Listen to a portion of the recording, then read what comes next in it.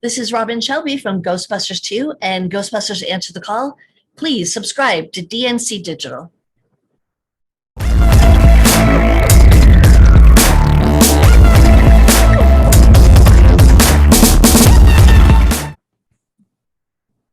What's going on, everybody? It's your boy D from DNC Digital back with another episode of DNC Radio. My guest today is Robin Shelby. Most of you know Robin Shelby from the Ghostbusters 2 sequel. She played Slimer, and then she came back for the remake to do the voice for the Lady Slimer. She also is a part of Two Cops in the Car, a web show that she makes with her husband, and you can check out episodes online. Miss Shelby, welcome to the show. Thank you so much for having me. It's a pleasure.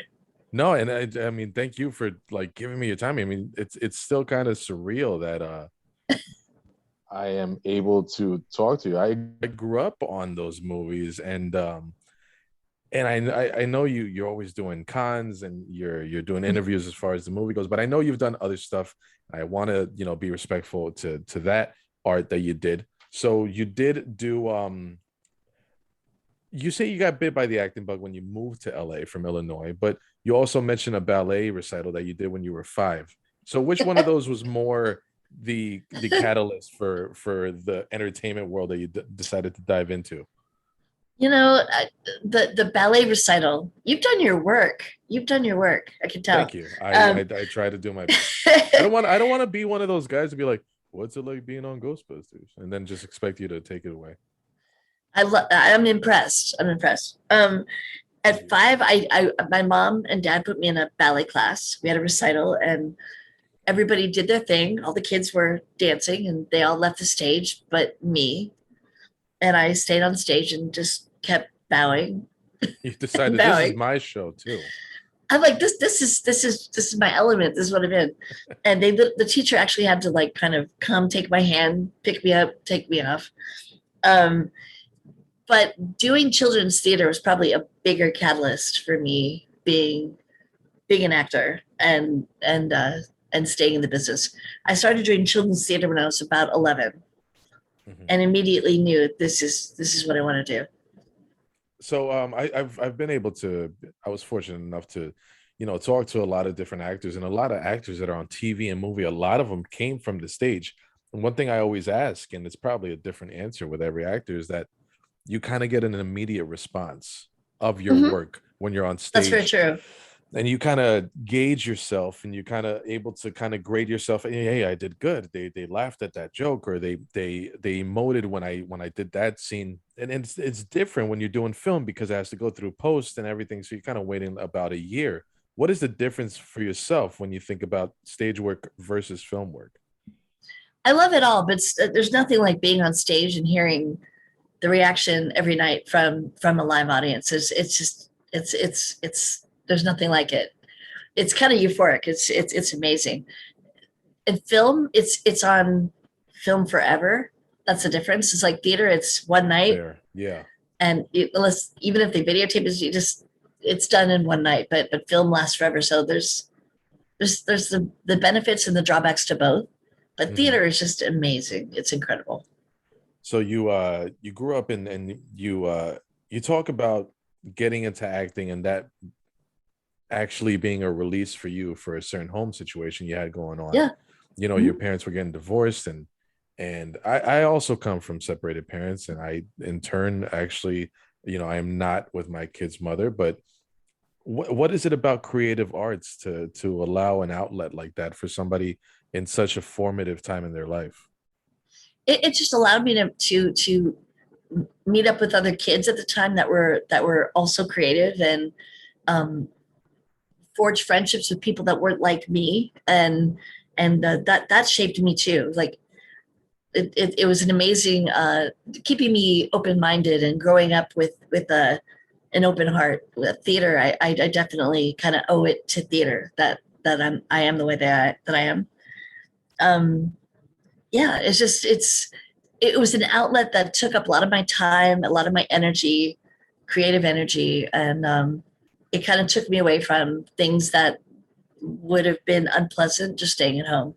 So like doing theater and being with friends and being creative and learning how to be in front of an audience, it just to me it was just a great outlet. So what were the I know I have one name written down, and he was a certain inspiration for you being in the Mhm. Slimer suit as far as physical acting. But what were the movies that you were watching? What were the TV shows that you were watching? Because to be a young lady and be so eclectic when it comes to the creative arts, there had to be something pushing you. So what was it that you were watching? What were you watching, like old, Johnny Carson, or was it like, Helter Skelter? Who was it for you? Do you want to the? I was watching reruns of the Carol Burnett show. Nice. Um, I love no Carol. joke. She was like, it was in reruns at that point, but she is just an idol, for me, and a lot of my comic sense and timing and just the love of laughing and comedy came from watching that show. I'd have to say that was my first taste of, wow, this is, you can affect people and make their day better and make them laugh. And I absolutely loved it. As a kid, and I was born in the 80s, but I'm a 90s kid, but I would still we only had network TV. So I would sit there at the Jerry Lewis marathon for kids with Hmm. muscular dystrophy. And Yeah. all that stuff was awesome.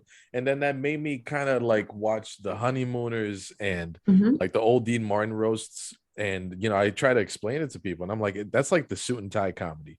That's like I Hmm. can't explain that comedy, but I loved that stuff. And then I oh man, his name escapes me.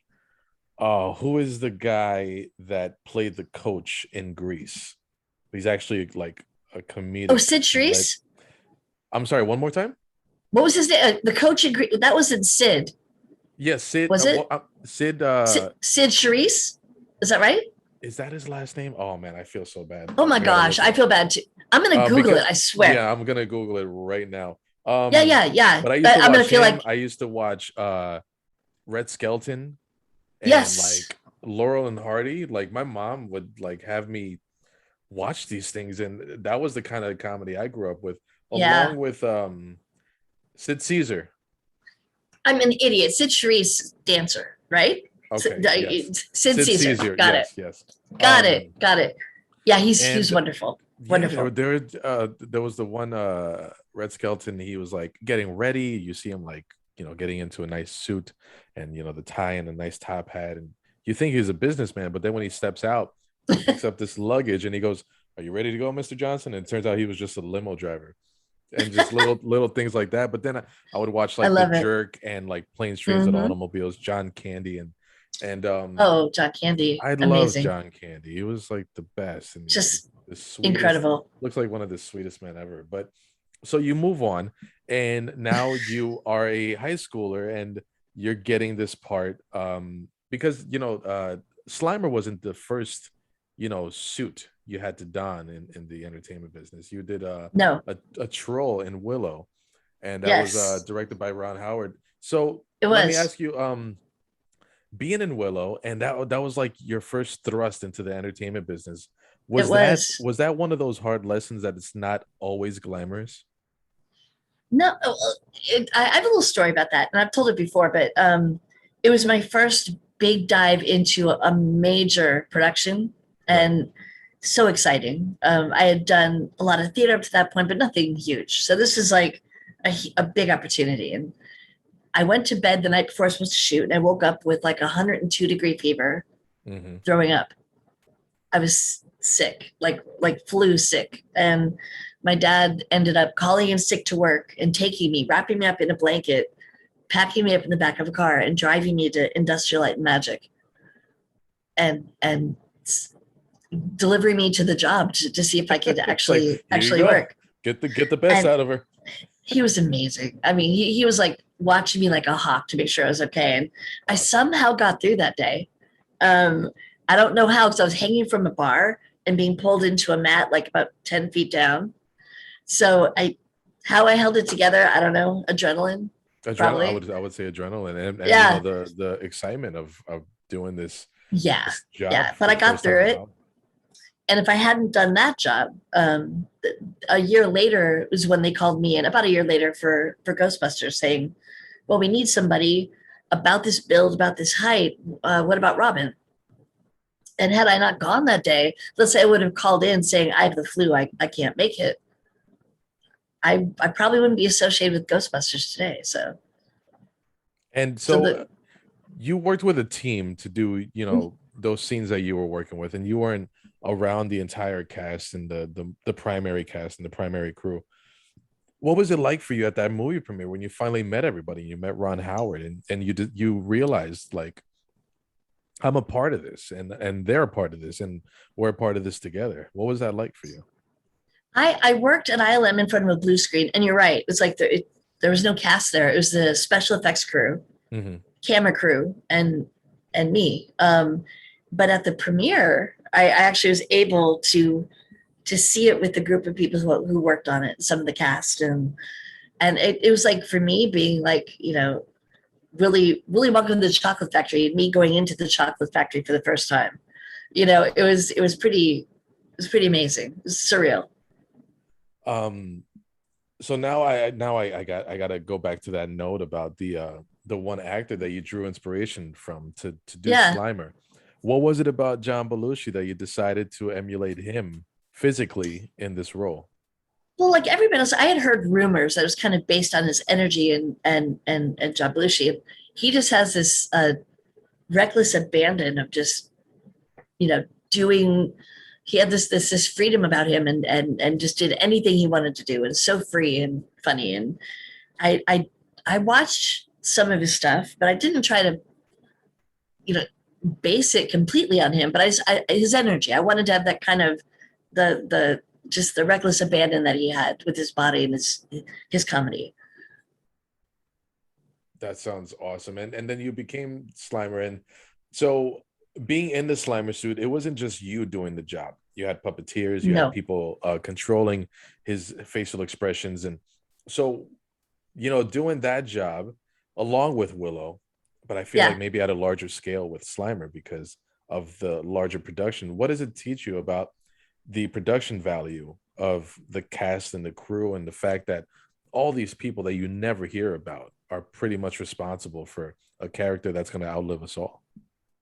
it was a team effort. It made me realize it's like no man is an island when you're working on a special effect at ILM. It's like it took everybody. And it was but everybody was so amazing at ILM. Like they're the best of the best at ILM, and the people that I worked with were talented but also really caring. They were watching out for me like every step of the way, and it showed me what playing on a team is like to make something really good. And they were incredible. It kind of set a work ethic for me moving forward from that point on. I'm at a very early time in my career to to be on the right foot and know what it's like to be on a good team.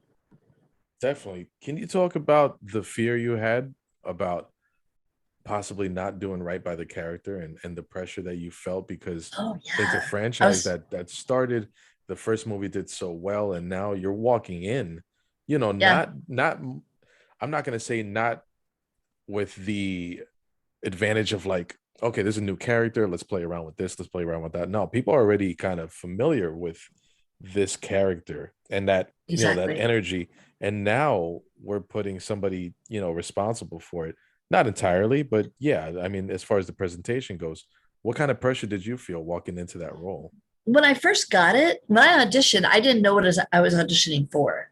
They Okay. were very hush hush, and I found out when I got cast what it was for. And of course, two feelings came over me: excitement, and I was horrified because oh my gosh, I felt this weight of this is really a loved character. I need to do a good job. But I had to just put that aside and go in and listen to what they wanted me to do, and not put that pressure on myself, because I wouldn't have been able to do a good job if I was in my head stressing the whole time. But and they were great at just have we wrote it was play. Like we all just got together and played and tried to make it fun, and that helped. Because yeah, it was huge. It's like it's an iconic character that I was stepping into that had already been done. So you don't want to screw it up. Basically, you want to go in and do a good job. What would you credit the longevity to? It's I mean, any time somebody picks up a phone and if the question is heard, who are you gonna call? Everybody, as cheesy as it is, you're gonna say They Ghostbusters. know what to say. They know what to say, and then everybody goes dun. So what would you credit like the pop culture significance that this movie has in this whole franchise, to the point that there was a remake, Yeah. experimental with the opposite sex. I feel like it passed that barrier that was like, hey, let's try this with all women. So what would we'll touch on that in a second, but what would you credit all the longevity to? I would say the humor is it's still prevalent today. It's still funny today. The humor is timeless, but it's also a story about underdogs that win in the end. Um, People that aren't exactly supposed to win, they do, and they're doing good, and they prevail. And I think that everybody sees a little bit of themselves in the Ghostbusters. I think. Yeah, definitely. So now we move on to the 2016, I want to say it is Mhm. 2016 remake that Yeah. involved Melissa McCarthy and Leslie Jones and Kay McKinnon, and you were called back to do some voiceover work. Mhm. What did that mean to you, that you got to go back and again put a stamp of yourself on this movie? I met the world, and it was Paul Feig, who I'd never met, who reached out. It was Christmas 2015, and I get this message from Paul Feig on Twitter, and it was him saying, "I think I've got something for you if you're interested." And I never met him. I had no idea that he really knew I even existed. But he's a big fan of the franchise, and I think he's trying to include a lot of people that he could and make it like a love letter to the Ghostbusters fans. Right. And I'm so lucky that he thought of me. I mean, I'm grateful to him, very grateful. It meant a And lot. so that narrative of women now stepping into the spotlight, as they should have been the entire time. I mean, there have been women throughout history in the entertainment business that Mhm. I honestly, from one guy's opinion, I don't know why it took this long for these conversations to start.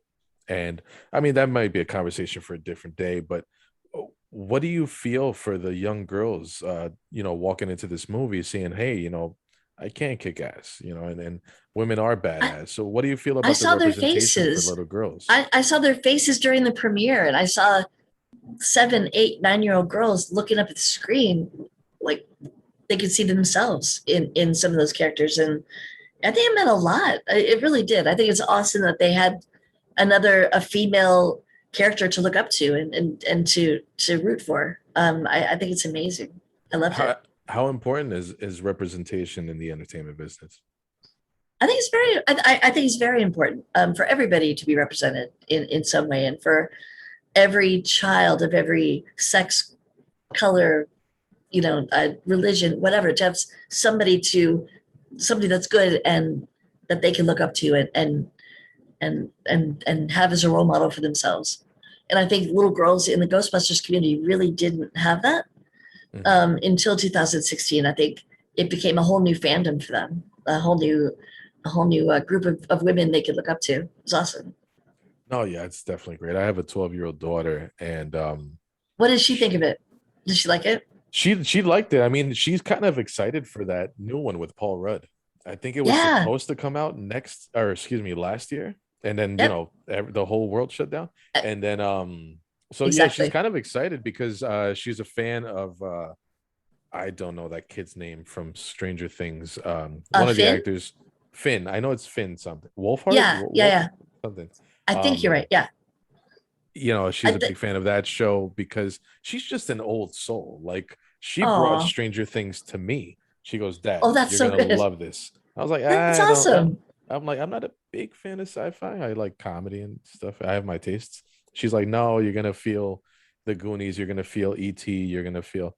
And I was like, all right, I'll give it a shot. In the first episode, I was hooked. I'm like, oh my god, we need to Oh, finish that's this so now. cool. Yeah, That's so she's cool. she's such a cool kid. She plays the drums and she watches like old performances of like rock bands and singers, and like you put anything Oh, modern and she's like, but she more she's more partial to like older singers and older bands. She's Does she just know like what? Does she know what she wants to do when she she tells gets to be an me. I adult? mean, in the beginning, she wanted to be a teacher and a basketball player, but now that Oh, she's growing older, she's like, I think she wants to take the drums seriously, but I think her main thing, she kind of wants to have her own skincare line. really? Yeah, because Wow. her teenage acne is affecting her probably, and I tell him like, hey, we all have it. Like I have it now. Like I still get pimples, but She's not alone. Yeah, she's not she's not alone. She's alone. not alone. And I think she wants to have her own skincare line. I'm like, all right, well, go to school. I'm Oh pretty my sure you gotta learn gosh. dermatology and maybe biology. I don't know what the hell you gotta Good study for for that, her but though. That I think yeah, that's she's awesome. she's definitely a driven kid, and I do not allow her to sell herself short.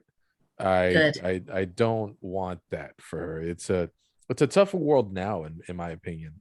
And Hmm. raising a little, I mean, I've always said ever since she was little, like I'm not raising a little girl, I'm raising the woman she's gonna become. All I these, love that. I yeah, all love these that. lessons that I try to, drill into her head. I can only hope, because I read a book. I read like a fatherhood book, and there was a quote that stuck out, and it said, and you know what, and we can go right into it because I know you had a very very close relationship with your father, um, and you can elaborate on that after I say this quote. So, the quote is, "When you're teaching your son, you're already teaching your grandson." Because whatever you were Ooh. taught, like at 7, I remember my grandfather, he was the father figure in my life. I remember my grandfather taught me one time, I don't know what happened, but he taught me to hold on to my sleeves at my wrists when I'm putting on a jacket, because the sleeve would always go up if I didn't do that. So he Right. taught me one time, he goes, here, grab this, now put your arm in, boom, you're done. So I remember teaching that to my daughter, and I was like, oh, that's happening because his lessons keep going. I was like, here, let me show you something my grandfather taught me when I was 7. So now that 7-year That's old so is now sweet. turning that lesson over, and in some nice spiritual way, if you want to take it that way, he continues to live on because it's the lessons that your parents taught you that you're teaching your kids. So, and now, to take it back to you, because I felt like I took over just now. No, not at What all. That's a great story. I loved what it. what relationship and how important was your father to all your success? I had so many people that were trying to be practical, and that's not necessarily a bad thing, but I wanted to be an actress from a very early age. And a lot of people who just were like, no, you might want to be a nurse, you might want to be an accountant, something that it's a little more stable. And my dad always believed in me and never let me sell myself short, and always just said, you could do it. And he saw something in me, and just didn't let me forget, look, you can do this. And just constant cheerleader.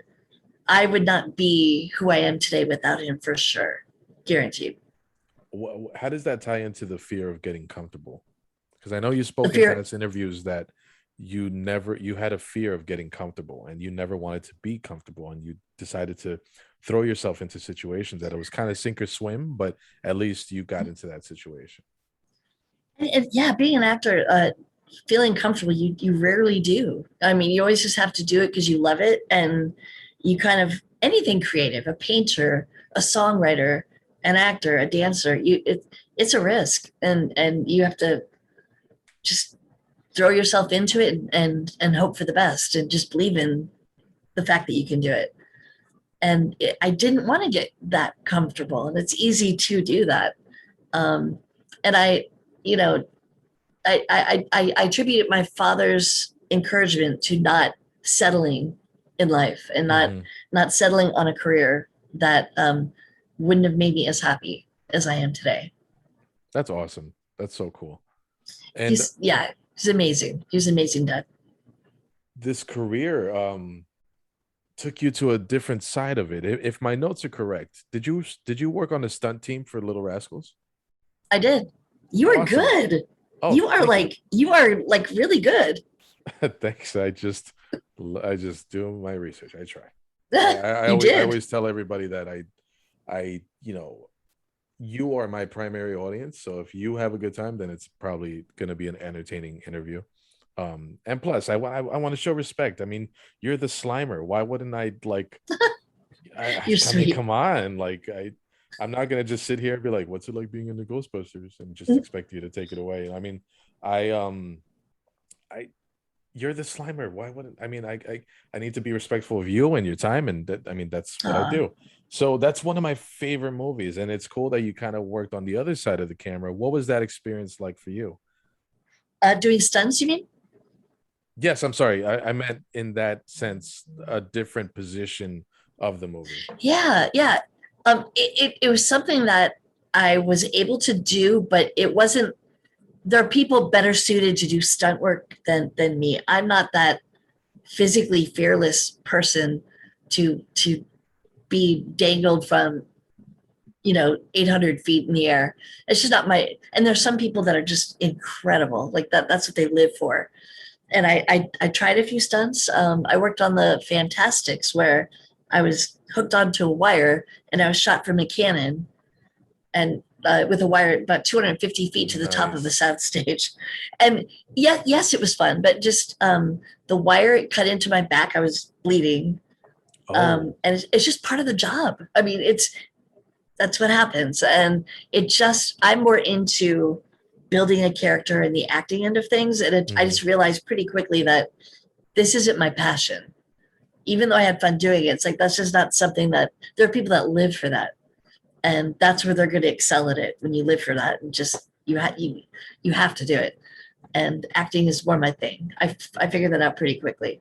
So what do you feel when somebody wants to be an actor? Because at one point I did have those dreams, and I did a couple indie movies, and I did some Oh, extra that's work. awesome. Yeah, my claim to fame is I am seen for a good 15 seconds, and on film 15 seconds is a long time. Mhm. In a Vin Diesel movie that nobody saw. I don't know if you ever caught it. It was he was portraying Jack Denocio, some mobster who decided to represent himself in court. Was Find Me Guilty. That was the name of the movie. And Okay, what did you yeah, play? I no, I was a courtroom person that just sat there. I Okay, mean, I didn't have any speaking roles. I when it came to like larger production, I just got like extra work. okay. Small student films, yeah, I got the speaking parts, but I just remember I remember holy crap, that's me. And there are only 8 people in this theater, you know. It wasn't a very popular movie, but when it comes to kids with big dreams and seeing the stars and wanting to, you know, walk down Hollywood Boulevard, Sure. what do you feel is the thing about the acting world that is not focused on enough? And in turn, what do you feel like is focused on too much? Wow. What do I feel is focused on too in the acting world? I think sometimes maybe the physical is being focused on too much, maybe. Sure, yeah, Um, definitely. and not so much of like somebody's acting ability at times. I Sure. feel like sometimes they're looking at how many Twitter followers somebody has, Mm-hmm. as opposed to can they do the job and do it well? Have they done their work? Kind of thing. I there's some casting notices you'll see must have 100,000 Twitter followers or more to Oh, apply. really? They've gone that Oh shallow? yeah, I mean That's it's great. I think if it's a smaller budget film, sometimes it's like a built-in audience for them. If they can bring in an actor that's got 500,000 followers, to them that's an incentive to That's bring their an actor yeah, on. But to me, I'm more interested in how good is that actor, not how many followers they have. sure. But I hope that was a good answer. But yeah, I No, would no, no, say no, yeah. superficial stuff rather than the work and how good people actually are. In the interviewing world, I mean, you've been nice enough to say such nice things about my interview style, but uh they see that don't have as many followers or subscribers on my YouTube channel. They're like, nah, thank you.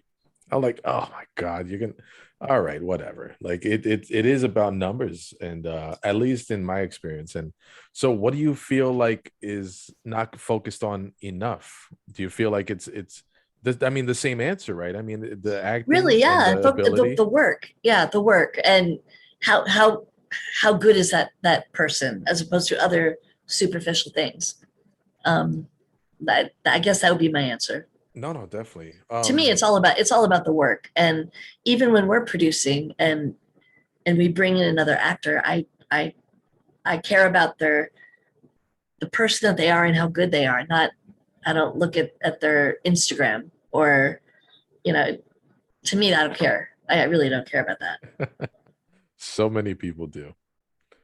Um, so now you're producing Two Cops in a Car, which is about Mhm. two cops having stakeouts and just Yeah, it's just the you say yourself that there's no motive, there's no reason, but it's just hilarious, stuff ensuing. But that's not the only thing that you and your husband had is involving cops. You guys met on the set of Beverly Hills Cop, is that correct?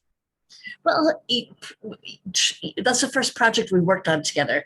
We had met. Nice. We were dating when we both started going into to Beverly Hills Cop 3. Oh, okay, okay. And what was that now that you're dating and now what was that work experience like with each other? Did that Oh, so kind of much fun. say, okay, so we can work together on this, or what was that work experience like for you Well, and we've him? always had a real solid, basis that came from just a respect and a friendship. Hmm. So it was so much fun. It was a group of us that came that were from LA. They brought us down to Santa Clara at Great America, the amusement park, and we shot there. And I was I don't know if you've seen Beverly Hills Cop 3. He goes into a park, an amusement park, Yeah, and kind of does a little stakeout in the park. right. And he ends up going into a show with these costume characters dancing around, Hmm. and he starts dancing around with them. So yeah, he And starts dancing with him. I basically was Floyd Fox, one of the character that he Oh, bumps so you were into on the dancing with stage. With Eddie Murphy. I was, yeah. And then Nice. at the end, I became Axel Fox, the character that they tributed to Axel Foley. Um, Oh. so it was fun. It was so much fun. It was hard work, and it was really hot in a costume, shooting many hours. But I'd do it all over again. It was so much fun. You get to go to these conventions and people Mhm. my age that grew up on the movie, even if the remake wasn't there, that movie stands as something that you have to show your kids, because that along with other movies are movies that I told my daughter, like, we have to watch this because I want this to be a childhood memory for you. I showed her Home Alone and like Lion King and ET, and Oh, so how do you feel when you see this new generation of fans coming up to you, and these little girls or little boys that are like, wow, like I watched the original Ghostbusters with my dad or my mom, and now they get to it's meet you. incredible. The generations it's affected, you see it. You see the dad holding the daughter. That they're both kind of like wow, but you notice it affected the two of them in Hmm. equal ways, but they're a generation apart. That's pretty cool. When you can affect a grandfather and a father and their son, and they're all fans of the same thing. It's neat. I'm so lucky to have been brought into that whole, as small as part of it. I'm a very small part of it, but I feel so fortunate to be part of it. I really No, do. yeah, definitely. And I feel like the entertainment world and movies provide you moments with your family. you know uh Mhm. I used to watch boxing with my grandfather, or I used to watch this movie with my mom, or that one with my older brother. And it's just it sounds like it's such a cool job, and I congratulate you for all your success and being Thank able to be you. a part of something that really is going to outlive us all. Like that theme song and that question will never like be the same again. Do you have any other projects coming up, or is it Two Cops in a Car, or anything else that you're Well, working on? we might be shooting an episode in the next week of Two Cups in a Car. Nice. I'm actually it's I can't divulge info like all the details of it, but I'm on hold for a project that involves an Oscar winner. I'll just say that. Beautiful. So Is it that 3-6 could mean, Mafia? what's that? Is it 3-6 Mafia? I remember No, when they won and Jon Stewart got up there and he goes, 3-6 Mafia 1, Martin Scorsese 0. I Oh love God, that it. was so great. That was I so love great. I it. congratulate you. I wish you the best. Oh, thank you so much. I'm You know, gonna be so cheesy and send you my reel and say, hey, if please. you ever need a guy with a Yeah, beard, just hit me up. absolutely. Absolutely. And I so appreciate you asking me to join you. I really do. Oh no, of course it was a pleasure. I'm this is gonna be a point of pride for me, and I'm gonna be able to show Oh, it off to, hey, I had the Slimer on my show. Who'd you have? Um, so yeah, I again I appreciate your time. Um, yeah, thank so you. when it comes to projects, Mhm. just I'll pay my flight. Don't worry about it. I'll pay my flight. Just get me a cheap room, a $30 room at the Red Roof Inn or something, and I will gladly be a part of any of one of your productions. Duly noted. As long as I'm in there, no problem. Where can everybody find you on social media, Miss Shelby? You can find me on Facebook. Just type in Robin Shelby. And on Twitter, I'm actress R Shelby, as well as Instagram, actress R Shelby on Instagram as well. Awesome. All those links are in the description, guys. Hit me with a like and comment your favorite part of any of the Ghostbusters movie, and comment what you thought about the interview and everything. And hit your boy with a subscription. Subscribe to your boy and just help me out with these algorithms. I don't understand them. I just need people to listen and watch and support.